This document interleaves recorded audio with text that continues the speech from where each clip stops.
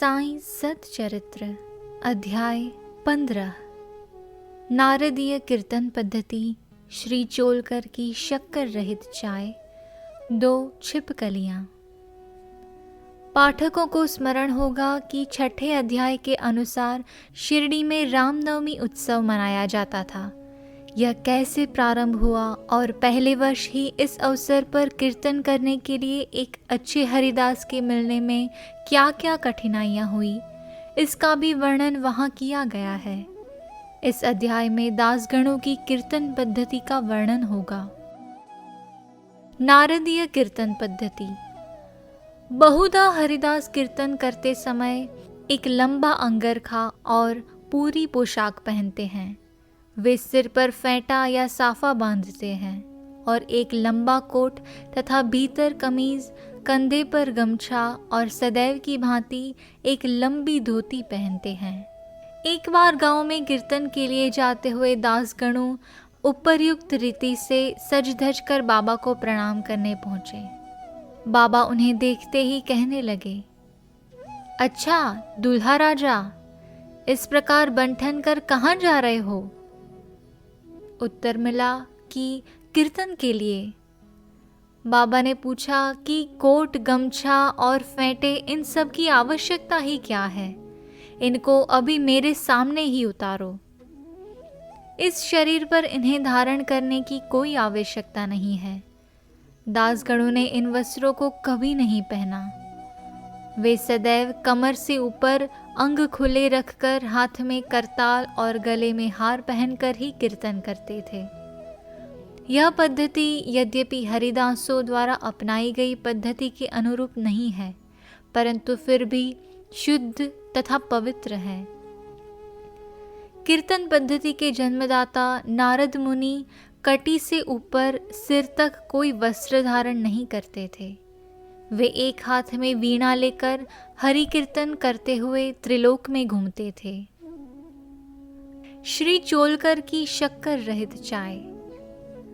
बाबा की कीर्ति पूना और अहमदनगर जिलों में फैल चुकी थी, परंतु श्री नाना साहेब चांदोरकर के व्यक्तिगत वार्तालाप तथा दासगणों के मधुर कीर्तन द्वारा बाबा की कीर्ति कोंकण यानी कि बंबई प्रांत में भी फैल गई। इसका श्रेय केवल श्री दासगणों को ही है। उन्होंने अपने सुंदर प्राकृतिक कीर्तन से बाबा को घर घर पहुंचा दिया। श्रोताओं की रुचि भिन्न भिन्न प्रकार की होती है। किसी को हरिदासों की विद्वता, किसी को भाव, किसी को गायन, तो किसी को चुटकुले तथा किसी को वेदांत विवेचन और किसी को उनकी मुख्य कथा रुचिकर प्रतीत होती है। परंतु ऐसे बिरले ही हैं जिनके हृदय में संत कथा या कीर्तन सुनकर श्रद्धा और प्रेम उमड़ता हो। श्री दासगणों का कीर्तन श्रोताओं के हृदय पर स्थायी प्रभाव डालता था। एक ऐसी घटना नीचे दी है। एक समय ठाणे के श्री कौपिनेश्वर मंदिर में श्री दासगणों कीर्तन में श्री साईं बाबा का गुणगान कर रहे थे। श्रोताओं में एक चोलकर नामक व्यक्ति, जो ठाणे के दीवानी न्यायालय में एक अस्थायी कर्मचारी था, वो भी वहाँ उपस्थित था। दासगणों का कीर्तन सुनकर वह बहुत प्रभावित हुआ और मन ही मन बाबा को नमन कर प्रार्थना करने लगा कि हे बाबा, मैं एक निर्धन व्यक्ति हूँ और अपने कुटुंब का भरण पोषण भी भली भांति करने में असमर्थ हूँ। यदि मैं आपकी कृपा से विभागीय परीक्षा में उत्तीर्ण हो गया तो आपके श्री चरणों में उपस्थित होकर आपके निमित्त मिश्री का प्रसाद बांटूंगा। भाग्य ने पलटा खाया और चोलकर परीक्षा में उत्तीर्ण हो गया। उसकी नौकरी भी स्थायी हो गई। अब केवल संकल्प ही शेष रहा। शुभस्य शीघ्रम। श्री चोलकर निर्धन तो था ही और उसका कुटुंब भी बड़ा था, अतः वह शिरडी यात्रा के लिए मार्ग व्यय जुटाने में असमर्थ हुआ। ठाणे जिले में एक कहावत प्रचलित है कि नाणे घाट व सह्याद्री पर्वत श्रेणियां कोई भी सरलतापूर्वक पार कर सकता है, परंतु गरीब को उम्ब्रे घाट यानी कि गृह चक्कर पार करना बड़ा ही कठिन होता है। श्री चोलकर अपना संकल्प शीघ्रातिशीघ्र पूरा करने के लिए उत्सुक थे। उसने मितव्ययी बनकर अपना खर्च घटाकर पैसा बचाने का निश्चय किया। इस कारण उन्होंने बिना शक्कर की चाय पीना प्रारंभ किया और इस तरह कुछ द्रव्य एकत्रित कर वह शिरडी पहुंचा। उन्होंने बाबा का दर्शन कर उनके चरणों पर गिरकर नारियल भेंट किया तथा अपने संकल्पानुसार श्रद्धा से मिश्री वितरित की और बाबा से बोला कि आपके दर्शन से मेरे हृदय को अत्यंत प्रसन्नता हुई है। मेरी समस्त इच्छाएं तो आपकी कृपा दृष्टि से उसी दिन पूर्ण हो चुकी थी। मस्जिद में श्री चोलकर का आतिथ्य करने वाले श्री बापू साहेब जोग भी वहां उपस्थित थे। जब वे दोनों वहां से जाने लगे तो बाबा जोग से इस प्रकार कहने लगे कि अपने अतिथि को चाय के प्याले में अच्छी तरह शक्कर मिलाकर देना। इस अर्थपूर्ण शब्दों को सुनकर श्री चोलकर का हृदय भर आया और उसे बड़ा आश्चर्य हुआ। उनके नेत्रों से अश्रुधाराएं प्रवाहित होने लगी और वे प्रेम से विह्वल होकर श्री चरणों पर गिर पड़े। श्री जोग को अधिक शक्कर सहित चाय के प्याले अतिथि को दो, यह विचित्र आज्ञा सुनकर बड़ा कौतूहल हो रहा था कि यथार्थ में इसका अर्थ क्या है। बाबा ने उन्हें संकेत किया था कि वे शक्कर छोड़ने के गुप्त निश्चय से भली भांति परिचित है। बाबा का यह कथन था कि यदि तुम श्रद्धापूर्वक मेरे सामने हाथ फैलाओगे तो मैं सदैव तुम्हारे साथ रहूँगा।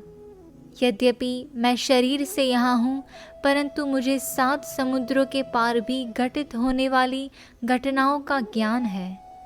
मैं तुम्हारे हृदय में विराजित तुम्हारे अंतरस्थ ही हूँ।